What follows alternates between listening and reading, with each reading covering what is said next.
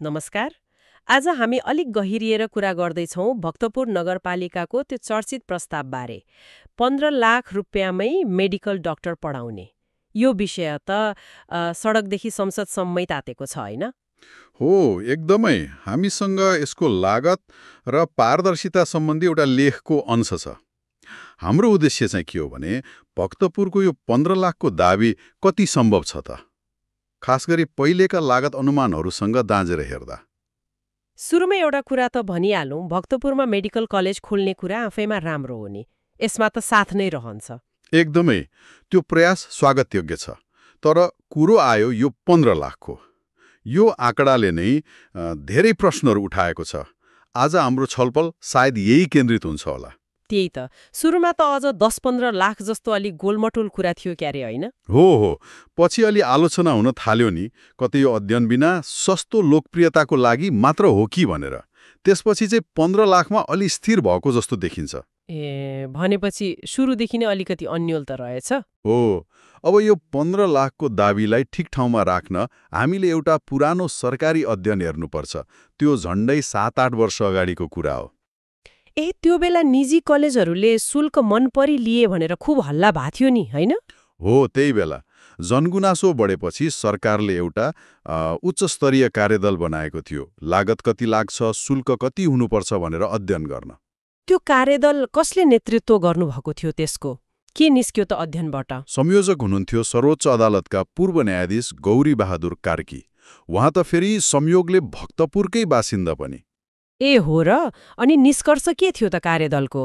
त्यो समितिले निकै विस्तृत अध्ययन गरेको थियो र निचोड के थियो भने आजभन्दा 7-8 वर्ष पहिले नै नेपालमा एकजना डाक्टर तयार पार्न औसतमा 31 लाख रुपियाँ लागत लाग्छ। कति? 31 लाख? त्यो पनि 7-8 वर्ष अगाडि? हो, 31 लाख। अनि समितिले शुल्क पनि त्यही लागतको वरिपरि हुनुपर्छ भनेर सिफारिस गरेको थियो। अनि के भयो त त्यो प्रतिवेदनको? लागू भयो, सार्वजनिक भयो कि थाएन? यहाँनिर अलिकति के भन्छन् पेन्च छ। त्यो महत्त्वपूर्ण प्रतिवेदन खै वर्षौंसम्म गोप्य जस्तै राखियो। गोप्य? किन होला? अब आरोप के लाग्छ भने मेडिकल माफिया भनिने समूह र केही राजनीतिक स्वार्थले त्यसलाई बाहिर आउन दिएन। पछि तत्कालीन शिक्षा मन्त्री सुमना श्रेष्ठले चाहिँ त्यो सार्वजनिक गर्नुभयो। बल्ल बाहिर आयो।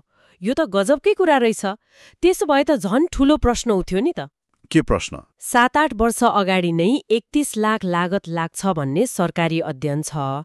अहिले त महँगीले गर्दा त्यो लागत झन् बढ्यो होला। यस्तो बेला भक्तपुर नगरपालिकाले 15 लाखमा पढाउँछु भन्नुको आधार चाहिँ के हो त? के यो साँच्चै सम्भव छ कि खाली कुरा मात्रै हो?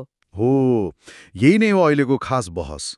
यदि वास्तविक लागत मानिलिउ 31 लाख वा त्योभन्दा बढी नै पर्ने हो भने त्यो बाँकी पैसा प्रति विद्यार्थी करिब 16 लाख वा बढी त्यो कसले बेहोर्छ त? त्यो त निकै ठूलो रकम भयो। नगरपालिकाले सक्छ त त्यो भार उठाउन? कल्पना गरौँ न, वर्षमा 100 जना विद्यार्थी मात्रै भर्ना भयो भने पनि हरेक वर्ष 16 करोड रुपियाँ थप चाहियो, त्यो पनि निरन्तर। 16 करोड प्रत्येक वर्ष? नगरपालिकाले यस्तो प्रतिबद्धता जनाएको छ र? यसको कुनै योजना खाका केही छ बाहिर आएको? विगतमा यस्तो प्रश्न उठ्दा अलिकति अस्पष्टता नै देखियो भन्ने छ। जस्तो स्रोत के भन्छ भने पहिलेका शिक्षा मन्त्री देवेन्द्र पौडेलले नगरपालिकालाई यो 15 लाखको विस्तृत हिसाब किताब लागत विवरण माग्नु भएको रहेछ। अनि दियो त नगरपालिकाले? तर त्यो विवरण उपलब्ध गराउन सकेन भन्ने कुरा छ। यही कारणले गर्दा कतिले यसलाई सस्तो लोकप्रियतावादी चुनावी हठकण्डा मात्रै हो कि भनेर आरोप पनि लगाए। भनेपछि त पारदर्शिताकै कुरा आयो फेरि। यदि आरोप गलत हो, साँच्चै 15 लाखमै सम्भव छ भने त? हो नि। त्यसो भए त नगरपालिकाले विस्तृत लागत विवरण सार्वजनिक गर्नु पर्यो। सार्वजनिक सुनवाई नै गरेर सबैलाई प्रश्न पार्दा भयो नि होइन र? यो त जायज माग हो। एकदमै। यदि कुनै नयाँ प्रभावकारी मोडल छ जसले लागत घटाउँछ भने त त्यो झन् राम्रो कुरा भयो। त्यो त अरूलाई पनि प्रेरणा हुन्छ। त्यही त। तर जबसम्म त्यो मोडेल पारदर्शी हुँदैन, कसरी सम्भव छ भन्ने प्रश्न हुँदैन, तबसम्म यस्ता शङ्काहरू त उठिरहन्छन् नि। त्यसो भए यो सबै छलफललाई हेर्दा अब हामी के निष्कर्षमा पुग्न सक्छौं त? एकातिर सबैले चिकित्सा शिक्षा पढ्न पाउन् भन्ने राम्रो सोच छ। 15 लाखको आकर्षक प्रस्ताव छ। अनि अर्कोतिर वर्षौं अघिको सरकारी अध्ययनले देखाएको 31 लाखको यथार्थ छ र पारदर्शिताको अभावमा उठेका यी गम्भीर प्रश्नहरू छन्।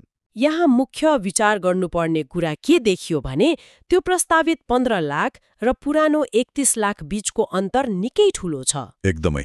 यो कसरी सम्भव हुन्छ भन्ने ठोस, विश्वसनीय र पारदर्शी योजना नआएसम्म यी प्रश्नहरू अनुत्तरित नै रहन्छन्।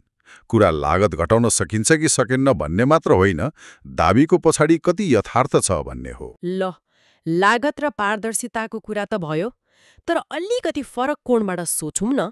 यदि यस्ता सार्वजनिक महत्त्वका परियोजनाहरूको आर्थिक मोडल सुरुमै प्रष्ट र पारदर्शी भएन भने यसले पछि गएर शिक्षाको गुणस्तरमा अनि कार्यक्रमको दिगोपनामा कस्तो असर पार्ला? हो, यो एकदमै महत्त्वपूर्ण प्रश्न हो। आर्थिक आधार नै बलियो र पारदर्शी भएन भने त गुणस्तर र निरन्तरतामा असर पर्ने जोखिम त रहन्छ नै। यो विषयमा सबैले सोच्नुपर्ने देखिन्छ। यो प्रश्न आज हामी हाम्रा श्रोताहरूलाई पनि सोच्नका लागि छोडौं। आजलाई यति नै गरौं। हुन्छ, धन्यवाद।